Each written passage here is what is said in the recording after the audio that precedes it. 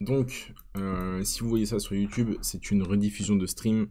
On est mardi 4 février 2025, il est 22h16. Du coup, on part pour la petite routine Bitcoin, Bitcoin dominance. Bonsoir Brise Acarium. Ethereum contre Bitcoin et Ethereum. On part pour la petite routine classique. Donc, Bitcoin. Bitcoin, on s'était dit déjà il y a un bout de temps maintenant, hein, le 20 janvier, que ce mouvement-là, c'était clairement pas du tout propre, c'est pas du tout ce qu'on voulait voir. Derrière, il y a la cassure de structure qui ne se fait pas, donc ça c'est un très mauvais signe pour la suite. Et sur ce retest ici, un très gros rejet, continuation de cassure de structure daily, c'est très mauvais. Et la suite, vous la connaissez, en daily, c'est un enfoncement de 9%. Donc en soi, j'allais dire comme prévu, pas vraiment, parce qu'on ne prévoit pas non plus une chute aussi violente, mais on avait quand même prévu une petite correction. Maintenant, elle est un peu violente, je vous l'accorde, mais c'est comme ça reste vraiment ok. Et c'était la raison pourquoi je ne voulais pas m'exposer sur BTC maintenant, que Ethereum, je le prends en spot et que je ne cherche pas de setup de trade sur Ethereum. Et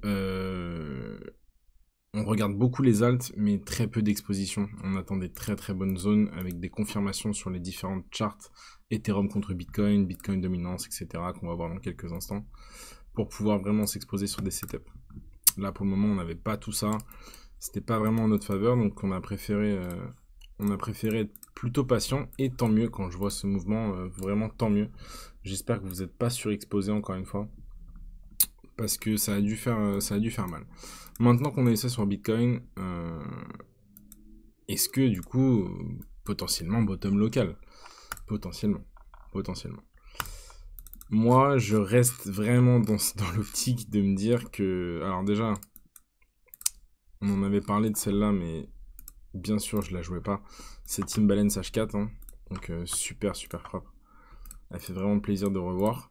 Maintenant, est-ce que vraiment je vais m'exposer à ça? Franchement, non. Très sincèrement, non, je ne veux pas m'exposer à ça. Il est hors de question que je m'expose à BTC tant qu'il n'a pas au moins touché la zone des 85 000 $. Donc, ça donne dans mon plan un drop de 15% encore. Faudra être accroché s'il arrive, faudra être prêt, notamment à enclencher les setups potentiels.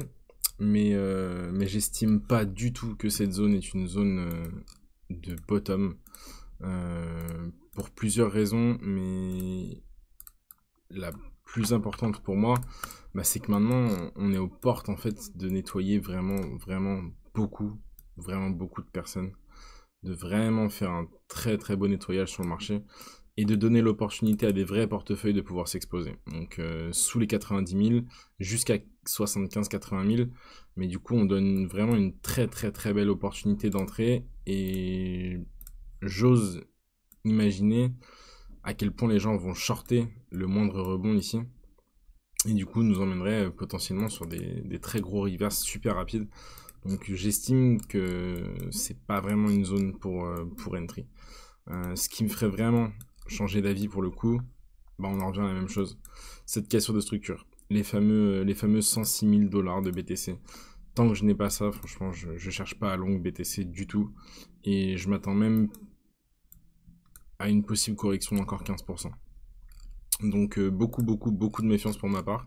Je préfère clairement pas créer de setup et attendre de voir le déroulement du prix. Maintenant, il y a des setups agressifs, hein. Il y a des setups très agressifs comme récupérer des imbalances créés ici. Avec, il y a beaucoup de setup on va dire, mais c'est pas du 5 étoiles quoi. Très belle imbalance ici, H1. Ici, on laisse une grosse anomalie. Potentiellement ce genre de mouvement. Pour aller chercher ça, avec des invalidations rapides, claires, et qui offrent quand même des risques reward assez intéressants quand même. Donc potentiellement ce genre de setup ça se joue, mais voilà, c'est pas super intéressant je trouve. Je préfère largement préparer des setups beaucoup plus puissants et sur de meilleures zones, plutôt que vouloir absolument m'exposer sur le moindre setup potentiel. Donc voilà pour Bitcoin. Personnellement, je m'expose pas et je m'attends même à continuer une chute. Au minima, récupérer ce selling climax. Au mieux, au max, on va dire, la zone des 80 000. Minimum. Donc ouais, je sais, c'est pas super bon en prévision, mais c'est comme ça, c'est le marché. Et en revanche, je suis plutôt baissier sur BTC, mais est-ce que je le short? Non. En vrai, non. Je pourrais le shorter si on récupère cette imbalance. En vrai, je pourrais. Mais je pense qu'on va avoir une augmentation du funding négatif dans cette zone-là. Pas forcément envie de le shorter. Donc, être spectateur, des fois, c'est bien. C'est très bien même. Ça évite des expositions plutôt inutiles et de manger des stop-loss vraiment pour rien. Donc tranquille, patience. Vraiment beaucoup de patience là-dessus. C'est chiant, hein. De toute façon, vous êtes dans deux bornes. C'est chiant, il n'y a pas de direction marquée. C'est comme ça. C'est le trading de range, tout ce que je déteste personnellement. Mais si vous dézoomez un petit peu, ben, vous restez dans ces deux zones, quoi. Vous restez dans ces deux zones. Il y en a une qui a débordé, deux qui a débordé. Maintenant, on reteste parfaitement et du coup, on déborderait pas. Moi, j'y crois pas. Pour moi, on va déborder encore. Pour potentiellement avoir un très gros reverse et repartir sans problème. Mais voilà, je m'attends pas forcément à autre chose. Même si daily, la bougie est très très très très clean. Hein. Ce gros rachat très violent, c'est très très clean. Mais on a aussi enclenché pas mal d'euphorie là-dedans où des gens ont voulu s'exposer très fort et full rebuy le dip. Une deuxième salve pour mettre une belle claque à tout le monde, ce serait pas de refus, je pense. Donc voilà, je reste dans cette optique-là pour BTC. Ça ne change pas, tant qu'on ne déborde pas la zone des 90K. Ensuite, Bitcoin dominance. Bon, ça, c'est le pire. C'est tout ce qu'on ne voulait pas voir si vous êtes exposé à Ethereum et aux alts. Parce que pour rappel, j'ai beaucoup de mes profits BTC qui ont ruisselé dans Ethereum, notamment avec le mouvement qu'on a eu très récemment. J'ai beaucoup d'ordre spots qui se sont déclenchés. Donc je reste bien exposé là à Ethereum. Donc cette dominance, ça me va pas trop. Maintenant c'est comme ça.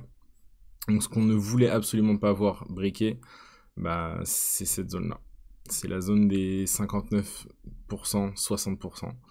Et on est clairement en train de le faire. Donc c'est pas du tout bon signe pour la suite, pour Ethereum et pour les alts. Surtout si on reste dans l'optique que BTC est capable de drop d'encore 15%, avec une dominance qui monte sur le marché, j'ose même pas imaginer une seule seconde la gueule de vos wallets qui vont être exposés full alt. Et notamment la gueule du mien, hein, parce que du coup maintenant je vais être exposé, enfin je suis majoritairement exposé à Ethereum du coup maintenant. Bah ça risque de faire mal un petit peu. Mais bon, c'est comme ça. C'est pas très grave. Je reste dans l'optique que Ethereum n'a pas fait son mouvement et qu'il le fera tôt ou tard. C'est pour ça que je m'expose beaucoup à Ethereum. Mais cette dominance, croyez-moi, vous voulez pas la voir monter si vous voulez voir Ethereum et les alts pump. Donc vraiment pas fou. Franchement, vraiment pas fou. Le meilleur scénario, ce serait de continuer et du coup avoir un BTC qui lui aussi reprend de la force. Ce serait le top. Maintenant, c'est pas forcément ce que je vois sur la charte de BTC. Donc bon. Affaire à suivre. Encore une fois, dominance qui monte, BTC qui dump, c'est hémorragie pour Ethereum et pour les alts. Par contre, si on a un BTC qui vraiment s'essouffle en termes de dominance ici et commence à répéter des structures, pourquoi pas avoir un truc intéressant sur Ethereum. Mais en tout cas, pour le moment, c'est vraiment très sale. Ethereum contre Bitcoin, je pense que la chart parle d'elle-même. Hein. On pensait pas qu'il y avait quelque chose en dessous de la cave. Et ben il y a un autre sous-sol. Il y a vraiment un sous-sol encore sur cette charte. C'est incroyable. On est en dump only depuis le 7 septembre 2022. Depuis le 7 septembre 2022, Ethereum est complètement en dessous de Bitcoin. C'est assez violent, c'est très violent même, surtout d'un point de vue daily. Les structures sont hyper dures. Là, clairement, alors, c'est pas parce que cette charte est comme ça que du coup, je réactualise mon plan sur Ethereum. On va voir la charte d'Ethereum dans quelques instants, mais je me suis beaucoup exposé à Ethereum sur beaucoup de paliers, notamment tous les 250-300 $, il y avait un ordre. Donc c'est allé très vite. Et un ordre majeur. Et du coup, quand on voit cette charte, on se dit, bah, le pire truc qu'on ait à faire, en fait, c'est s'exposer à Ethereum. Et c'est vrai, c'est totalement vrai. Mais encore une fois, cette charte va bien bottom à un moment donné, notamment, enfin pour moi, cette zone, c'était notamment la bonne zone. Donc là, qu'on dévie encore en dessous, de toute façon, maintenant qu'on y est, on y est. Mais la récupération peut aussi être très rapide. Donc je surveille beaucoup cette charte, bien plus que la charte de Bitcoin, pour être très franc. Mais je veux vraiment voir du reverse très rapidement, sinon BTC va outperf Ethereum, ça va être vraiment dur. Mais c'est pas grave, en tout cas c'est le spot hein, qui sera un petit peu en dessous de ce que le marché peut offrir. Par contre d'un point de vue trading, ça va pouvoir nous offrir de très bonnes opportunités sur BTC. Donc affaire à suivre. Mais là, si vous êtes exposé à Ethereum comme moi, ça va commencer à être très compliqué là. Ça va commencer à être très compliqué. Et si vous êtes exposé du coup aux alts, vous êtes indirectement exposé à Ethereum, ça va être très dur. Donc si on ne casse pas ça très rapidement pour retourner chercher tout ça là, franchement c'est chaud, franchement c'est très chaud. Les targets basses, on pourrait aller jusqu'à 0,2, 0,02, 0,0198. Il y a pas mal de cibles, hein. Il y a pas mal de cibles, ça peut être compliqué. Ça peut être compliqué, mais bon, c'est comme ça. D'un autre côté, ça donne des opportunités d'entry sur Ethereum assez intéressantes. Et si vous arrivez à lisser vos prix d'entrée et à bien buy de manière intelligente, je dirais, il y a moyen de faire quelque chose sur Ethereum. Pour le moment, la charte ne nous le montre pas, hein, donc pas d'affolement. Mais bon, il y a un moment où ça va être très intéressant et ça risque d'aller super vite. Beaucoup plus vite que ce que vous le pensiez. Et du coup, pour finir, El Famoso Ethereum. Hein. Donc Ethereum, j'ai commencé à mettre mes ordres tous les 200, 250, 300 dollars à partir de 3100. Donc là, je parle d'ordre majeur, hein, parce qu'après, à l'intérieur, il y a plein de petits ordres pour des zones stratégiques, que ce soit du H4, H1, enfin, c'est découpé en plein d'ordres, mais tous mes ordres majeurs, c'était 250 dollars environ, tous les 250. Donc là, vous voyez, il y a quelques ordres qui sont passés. Donc tant mieux, j'ai encore beaucoup à attendre ici, on verra bien. Et cette zone-là. Après, je vous avoue que c'est compliqué et que je commence à un peu modérer. Si on voit un Ethereum aux alentours des 1K, je suis pas sûr que je mette la maison. Parce que du coup, on s'approche vraiment dangereusement de toutes ces zones-là. Après, voir un Ethereum entre 700 et 400 dollars, bon, faut peut-être pas abuser non plus.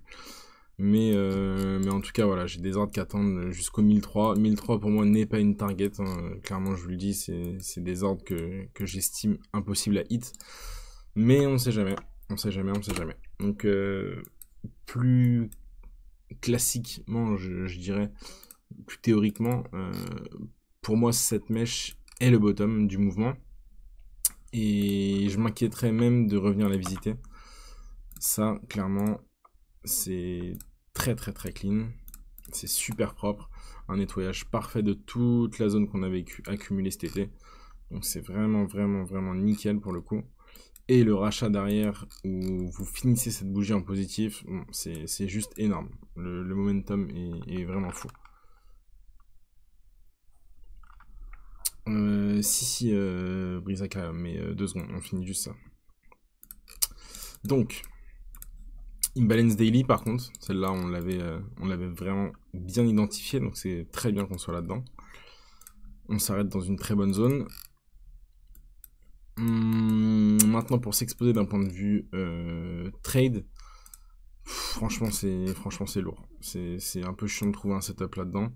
Je suis pas un grand fan parce qu'on peut notamment emmener des belles revisites là-dedans. Vous imaginez le nombre d'anomalies qu'on a laissé en low time frame. Donc chiant, parce que l'invalidation, encore une fois, elle est ici. Les premiers TP intéressants pour un trade simple, hein, bien sûr, c'est la zone des 3400.